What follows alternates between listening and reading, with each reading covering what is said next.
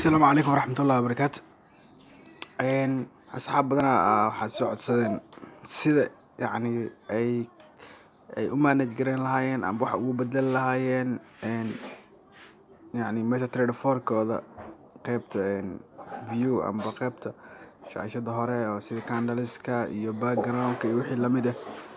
Marka waxaan rabaa inaan xoogaa marka aan dadka ku dhiban meelahaas inaan u sheego qaabka ugu fiican ay wax ku xallin karaan.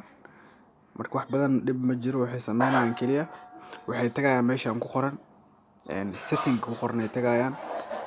Markaad tagtid waxaa ka tagaysaa meesha ku qoran color, meesha color ku qoran markaad tagtid waa ka meeshaan wax ka bedele.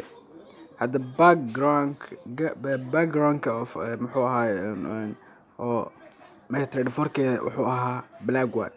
Hadda waa bedelaa fiir wuxuu isku bedelaa white isku bedelaa fiir markay mujadiyo waa isbedel white waa si aan waxa lii marka waxaan tagaa isla meesha ku laabanaa color aan tagaa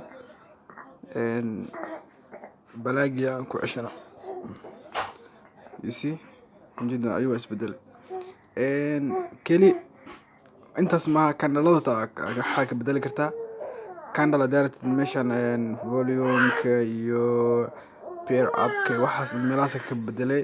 kuwan had gadgadudan u jeedid qaybta waxa waaye pairs-ka waayo sell-ka markii aad suuq markuu sell yahay gaduud iyo markuu buy aadayn wuxuu yahay uptrend wuxuu yahay cagaar iyo meelana ka bedeli kartaa. Marka wax walba u baahan tahay oo ka shaashadaada ku saabsan wax walba qaabkaas u bedeli kartaa qaabkaas aan u raacay.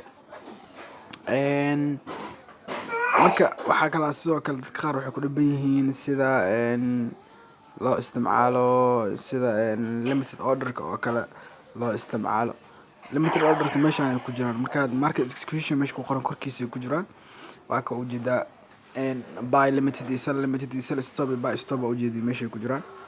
Marka asxaabta intaas ay rabaan in la wadaag badan ku wararsanaa meesha laga bedelo color-ka iyo waxaalaas meeshaan setting-ka tagay aad u mahadsantihiin.